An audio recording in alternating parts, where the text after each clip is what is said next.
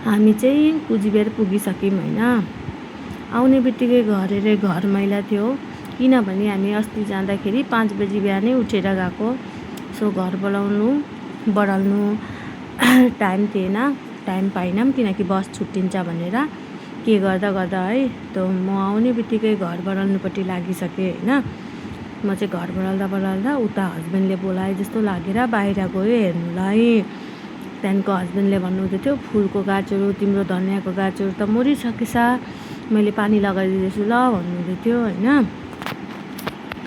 अनि म चाहिँ भन्दै थिएँ भक्कु नलाउनु, भर्ती आधी लाउनु ल, यसमा लगाइदिनु त्यसमा लगाइदिनु भनेर देखाउँदै थिएँ। म चाहिँ त्यो नाला जस्तो गल्लीमा चाहिँ फुलहरू रोपेछु नि त 1-2 भन्दै थिएँ। अनि हस्बेन्डले पानी लगाइदिनु भयो सबैतिर होइन।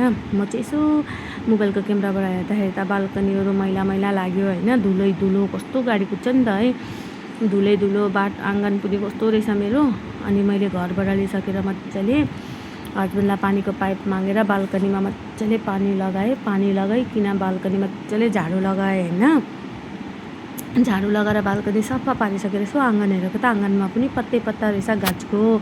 सो म आँगन झाडु गर्नु भनेर गइसकेँ, आँगन झाडु गर्नु लागेँ। अनि मेरो हस्बेन्डले चाहिँ मलाई पछिबाट भन्नुहुँदै थियो, आउने बित्तिकै सबै काम गर्नुपर्छ, घर सफा भयो त एकछिन रेस्ट गर त्यसपछि गर्नु भन्नुहुँदै थियो। मलाई चाहिँ घर मैला देखेपछि चाहिँ एकदम सिक लागेर आउँछ नि त। मलाई सबभन्दा पहिला एकदम घर टक्क मिलेको होस्, सफा होस्, त्यसपछि चाहिँ अरू काम गर्नु मजा लाग्छ। घर मैला छ भने जाँगरै चल्दैन मलाई, कहाँबाट सुरु गरौँ कहाँबाट सकौँ यस्तो हुन्छ क्या। मलाई किचन घरहरू मजाले मिलेको मनपर्छ। त्यसपछि म हस्बेन्डको बात नसुनेर आँगन झाडु गरिसकेँ होइन। त्यसपछि हस्बेन्डलाई देखाउँदै थिएँ, म गर्छु काम भन्दै देखाएँ। अनि म आँगन झाडु गरिसकेर मजाले यता फुलहरू हेर्दै थिएँ। सानो भएर मेरो फुलहरू भएछ। यो चाहिँ पुदिनाको गाछ हो मैले लगाएको। त्यसपछि यो रायो साग होइन, अस्ति टिपेर खायौँ आधी त आलुसँग मिलाइकन। यो चाहिँ अलिकति हुँदै रहेछ। यो चाहिँ झुरुम्म बिजनहरू भएको थियो, चाहिँ मेवा खाएर त्यसको बिजन छरिदिएको थिएँ। कस्तो मजाले भएछ हेर्नुहोस् न गाइज।